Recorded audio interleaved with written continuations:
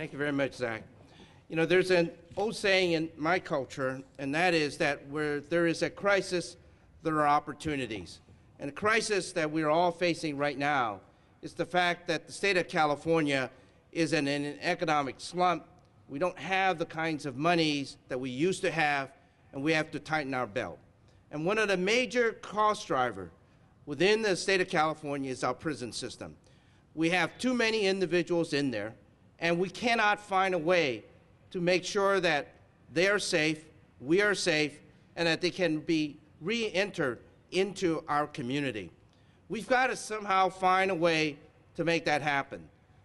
We're not doing it. The courts are asking us to do it. Somehow, all of us has got to get together and make that happen. And that's where the opportunity comes. We cannot continue the same set of policies. That's all that we're going to end up doing is to fix a little bit here and there and find that that prison budget continues to explode, continues to sap the resources that we need for our children, for the disabled, for other individuals.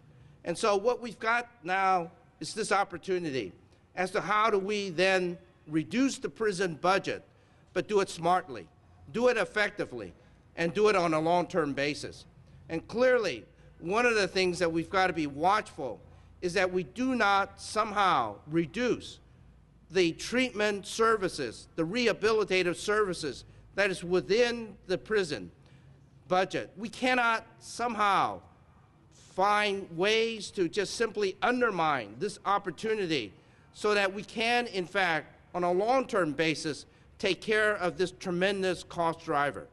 I think Zach talked about how we are finding that within the governor's proposal, he is going to reduce treatment services.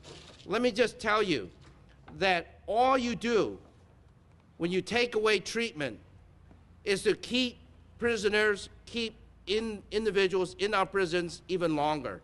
They are not going to somehow find ways to be able to then re-enter into our society. And we've got to find ways that they're going to end up doing that. I think the other thing that we should be looking at is look at all the children that we have in our prison systems that are just wallowing away their future and their life. We have other children who are in there for life without the possibility of parole.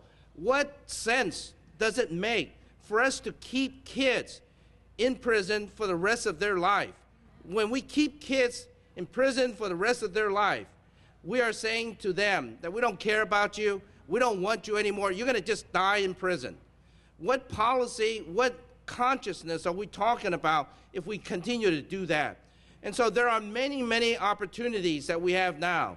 And it's important that you all continue to put pressure on the legislature and the governor. Say we cannot continue to do this time and time again. We've got to find a way to be a lot smarter, to be a lot more humane, but more importantly, to provide a better future for all of us, those in prisons, those out of prison, because ultimately everybody is one other's brothers and sisters, and we all have got to come together and work together to save the state of California. Thank you very, very much.